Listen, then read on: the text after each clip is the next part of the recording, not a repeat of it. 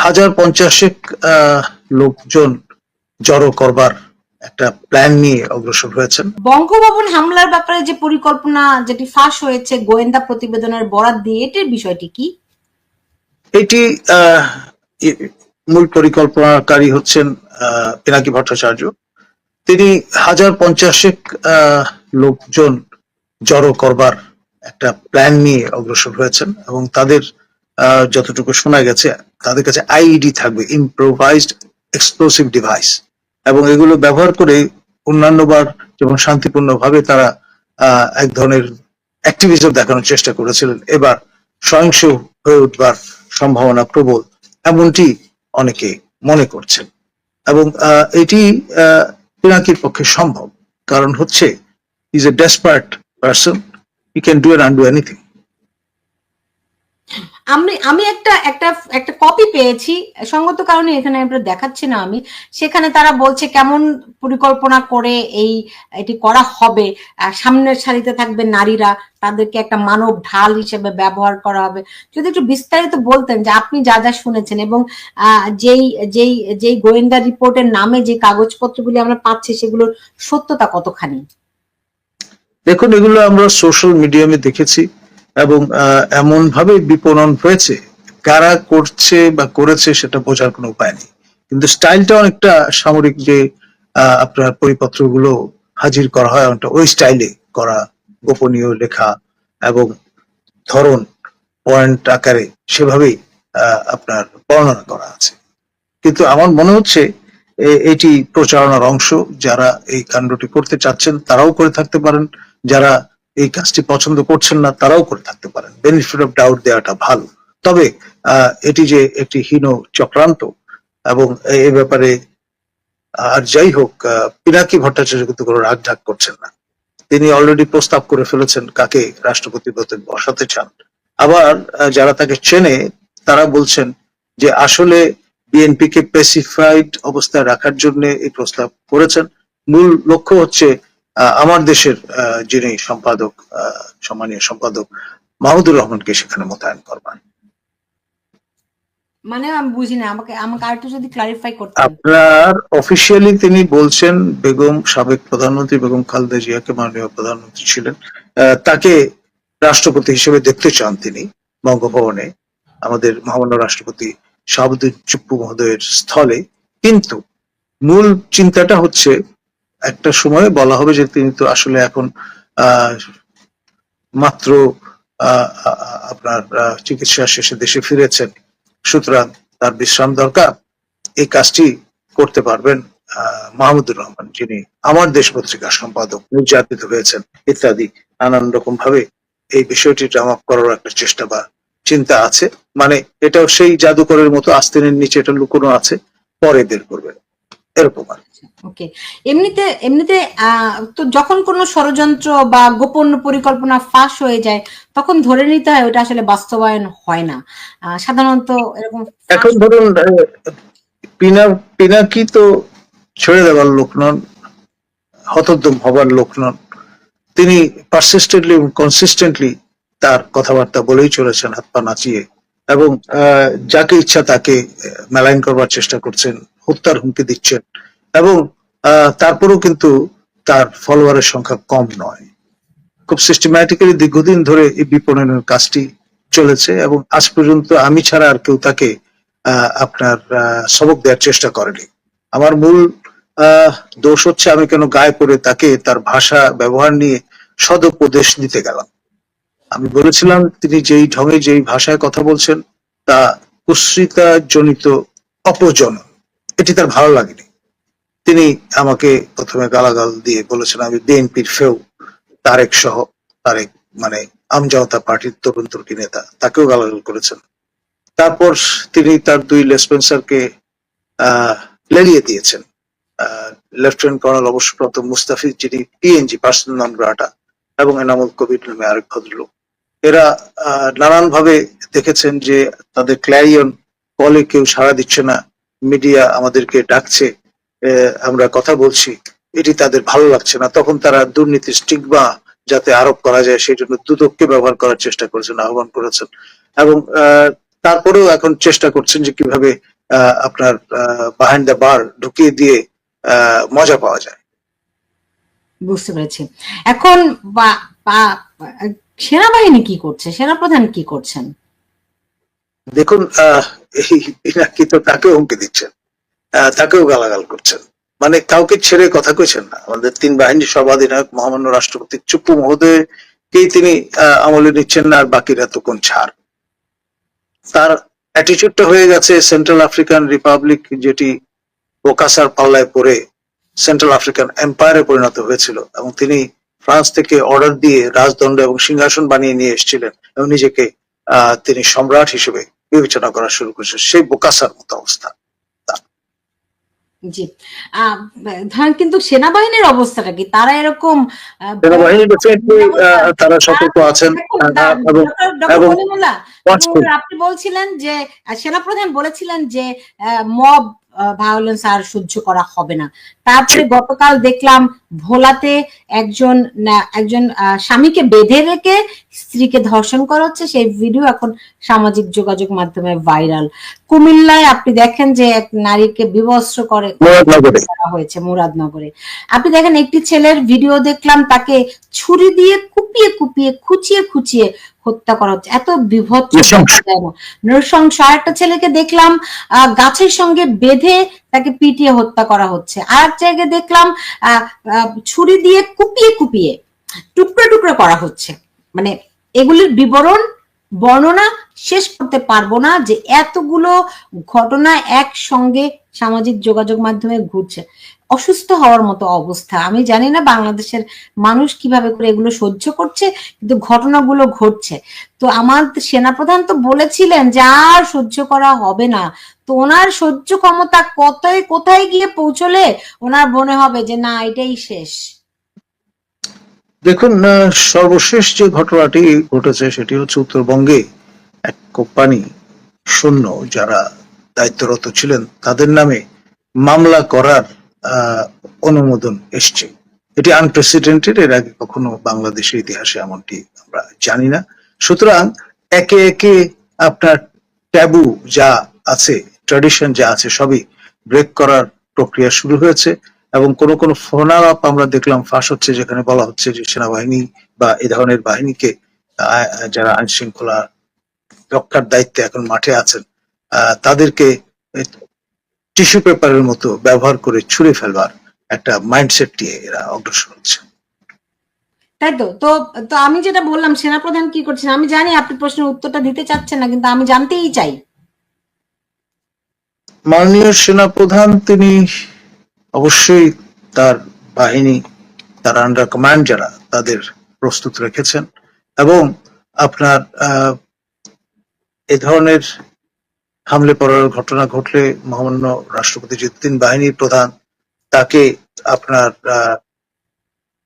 শারীরিকভাবে লাঞ্ছিত করবার চেষ্টা হলে, বঙ্গভবন নিয়ে বিস্ফোরণ ঘটানোর চেষ্টা চললে, ডেফিনেটলি সেনাবাহিনী আপনার অবাক হয়ে তাকিয়ে দেখবে বা ক্ষান্ত থাকবে, এটা ভাবার কোনো কারণ নেই। সর্বশক্তি দিয়ে তা প্রতিহত করবে। মানে কি, সেনাপ্রধান তো ওই 5ই আগস্ট জাতির উদ্দেশ্যে ঘোষণা দিয়েছিলেন, আপনারা আমার উপর আস্থা রাখতে পারেন। তারপরে তো আমরা দেখছি প্রতিদিন মানুষকে পিটিয়ে হত্যা করা হচ্ছে। আজকে নারীদের কোনো নিরাপত্তা নেই। বাংলাদেশ আজকে বিবস্ত্র, বাংলাদেশ আজকে উলঙ্গ হয়ে পড়েছে। তো সেনাপ্রধান কি করছেন? দেখুন, আমাদের মাননীয় সেনাপ্রধান তিনি এবং তার বাহিনীর জনবলের সীমাবদ্ধতা আছে, এটা তো স্বীকার করতেই হবে। 17-18 কোটি লোকের মধ্যে কয় লক্ষ লোক ইউনিফর্ম অবস্থায় আছেন, তাই না? নতুন তথ্য দিচ্ছেন। এটা ল এন্ড অর্ডার একটা পারসেপশন।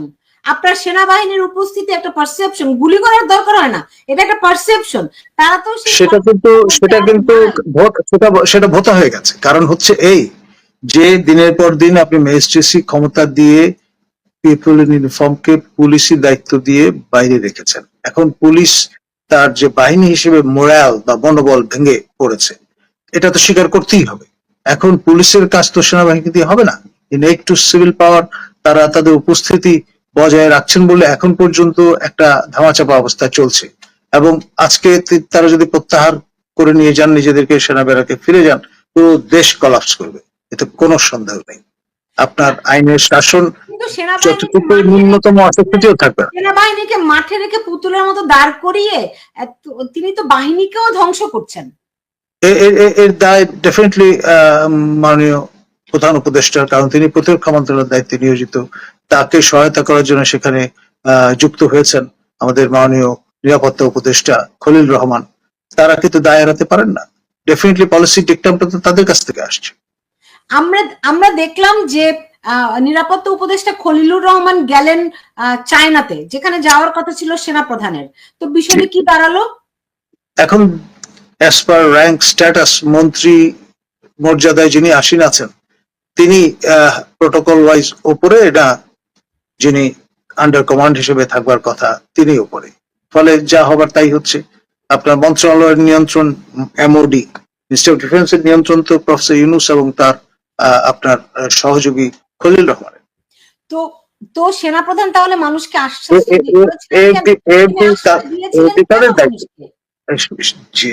যিনি একজন ভালো মানুষ বলি এই আশ্বাস দিয়েছিলেন। ভালো মানুষ মানে কি? দেখেন, আমাদের সমাজে একটা কথা আছে যে ভালো মানুষ মানে যে বোকা, যে অক্ষম, যে কিছু পারে না, হ্যাঁ, তাকে আমরা ভালো মানুষ বলি। আবার অনেকে বলে আমি ওই অর্থে ভালো মানুষ বলিনি। আমি যেটা বলবার চেষ্টা করেছি, তিনি পারসিস্টেন্টলি এবং কনসিস্টেন্টলি যে বিষয়টা আপহোল্ড করেন সেটি হচ্ছে ইজ এ সোলজার, এবং পেশাদারিত্বের সঙ্গে কাজ করবেন। রাজনীতি এবং দেশ শাসন তাদের কাজ নয়, এটা বারংবার সেটি বলেছে। নারীদেরকে ধর্ষণ করা হচ্ছে, গ্যাং রেপ করা হচ্ছে, মানে এইরকম অবস্থা দিনের পর দিন বাংলাদেশে।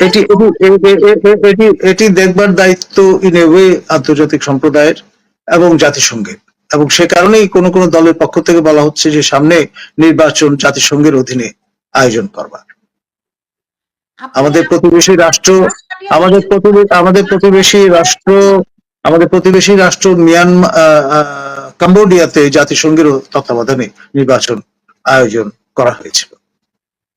এখন দিন দিন বাংলাদেশ কিন্তু একটা কনফ্লিক্ট জোনে পরিণত হচ্ছে, এবং কনফ্লিক্ট জোনে কখনোই দেশের যে কাঠামো আছে তার আওতায় নির্বাচন যজ্ঞ সম্পন্ন করা সম্ভবপর হয় না। কম্বোডিয়াতে কনফ্লিক্ট জোন বলেই সেখানে জাতিসংঘের তত্ত্বাবধানে নির্বাচন আয়োজন করা হয়েছিল, এবং সেই নির্বাচন পর্যবেক্ষণ করতে কনফ্লিক্ট জোন বানানো হচ্ছে যাতে করে ওই যে জাতিসংঘের যে করিডোর চায়, আমেরিকা যে করিডোর চায়, সেগুলো যাতে করে সুন্দর করে দিয়ে দেয়া যায়, তাই তো? এখন ধরুন জামাতে ইসলামের পক্ষ থেকে এই জাতিসংঘের তত্ত্বাবধানে নির্বাচন আয়োজনের আহ্বান জানানো হয়েছে। এখন তারা কি বুঝে এই আহ্বান জানিয়েছেন আমি জানি না, তবে এটি ফোরফ্রন্টে তো এসছে। জি, সেটা তো নীল নকশারই অংশ, এটা তো নতুন কিছু নয়। এ কারণেই জাতিসংঘের একটি মানবাধিকার কমিশনের অফিস নেওয়া হচ্ছে বাংলাদেশে, যে অনুমোদনটি দেওয়া হয়েছে সেটা তো আমরা জানি, এবং এটি হচ্ছে ওই যে মূল মেটিকুলাস প্ল্যানেরই অংশ নাকি? এটা আসলে কেউ যদি বলেন সেটা মেনে নেওয়া ছাড়া কোনো উপায় থাকছে না, কারণ সবটাই তো master mind, meticulous design, homework তার অংশ বলেই পরিগণিত হচ্ছে। ওকে, সেক্ষেত্রে তো জামাত তাদের কি প্লেয়ার? ডেফিনেটলি, এতে কোনো সন্দেহ নেই, কারণ তারা খোলামেলা কথা বলেন, এক এক সময় এক এক রকমের অবস্থান নিচ্ছেন। Very dynamic in that sense of the term. Very dynamic, মানে একটা কথা বলে না যে play according to the tune, মানে সঙ্গীতের মূর্ছনার সঙ্গে তাল রেখে মিল রেখে তারা তাদের কার্যক্রম পরিচালনা করছেন। তো এখন হবেটা কি? ধরেন 3 জুলাই যেই পরিকল্পনা ফাঁস হলো, এবং যদি একটা অরাজকতা তো অবশ্য চলছেই এখন এই মুহূর্তে দেশে, এটা নাকি এখন ইনস্টিটিউশনাল ফর্ম নিয়ে ফেলেছে আর কি। তো এখন কতটা বিস্তৃত হয়েছে অরাজকতা, ফ্রান্সের রাজধানী পর্যন্ত পৌঁছে গেছে। সেখান থেকে অঙ্গুলি হেলনে হত্যার হুমকি দেওয়া হচ্ছে ঢাকায় বসবাসরত ব্যক্তিবর্গ। তো এই যারা মব গুলো করছে, যারা এভাবে নারীদেরকে ধর্ষণ করছে, বিবস্ত্র করছে, মানুষকে হত্যা করছে, এদের কি কাউকে আটক করা হচ্ছে? আপনার সম্প্রতি সাবেক আপনার প্রধান নির্বাচন কমিশন নুরুল হুদা মহোদয়, যিনি বীর মুক্তিযোদ্ধা, তাকে যেভাবে বেইজ্জত করা হয়েছে, জুতো পেটা করা হয়েছে, যারা করেছেন তাদের দু একজনকে আটক করা হয়েছিল, দ্রুততম সময়ের মধ্যে জামিন দিয়ে উৎসাহিত করা হয়েছে যে ধরনের কাজ আবারও করা যেতে পারে। তো আপনারা কেমন আছেন? ডেফিনেটলি আমাদের পিনাকি ভট্টাচার্যের রসানলে আছি, তার অঙ্গুলি বেলনে শফিক মহোদয় উদ্বেলিত হন, আমাদের দুদক সক্রিয় হয়ে ওঠে, আপনার মব তো মাথার ঘাড়ের উপর ঝুলছে, যে কোনো সময় আক্রান্ত হবার পরিস্থিতিও তৈরি করে ফেলতে পারেন, কারণ তিনি তার হাত এত লম্বা যে জেলখানার মধ্যেও তিনি উৎপীড়ন করার সদম্ভ ঘোষণা দিয়ে ফেলেছেন। বুঝতে পেরেছি। আর এগুলো তো মব নয়, প্রেস সেক্রেটারি বলেছেন এগুলো হচ্ছে প্রেসার গ্রুপ। জি, মানে নানান রকমের প্রেশার গ্রুপ আছে, সেরকম লবি আর কি। তো এমনিতে যদি যদি বঙ্গভবনে আক্রমণ হয় সেই ক্ষেত্রে সেনাবাহিনীর প্রস্তুতি কেমন দেখছেন? সেনাবাহিনী সর্বশক্তি দিয়ে তা মোকাবেলা করতে দৃঢ় প্রতিজ্ঞ, কোন অবস্থায় তারা তো বঙ্গভবন রক্ষা করেনি। দেখুন, ওই ঘটনার সঙ্গে এটির তুলনা করা যাবে না। তখন একটা এমন পরিস্থিতি ছিল, সবাই হতচকিত ছিল, আপনার যেটা ডিপ স্টেট, আন্তর্জাতিক পরাশক্তি নিচয় তারা যুক্ত ছিলেন, এবং $50 মিলিয়ন একটা প্রজেক্ট ছিল, এটা কালার রেভলিউশন। তো ফলে সেটা ছিল অপ্রতিরোধ, কারো পক্ষেই সম্ভব ছিল না। এখন কি ডিপ স্টেট নাই? আছে, কিন্তু আপনার এই জজ সোরস মহোদয়ের কোনো আগ্রহ এই পর্যায়ে আছে বলে আমার মনে হয় না।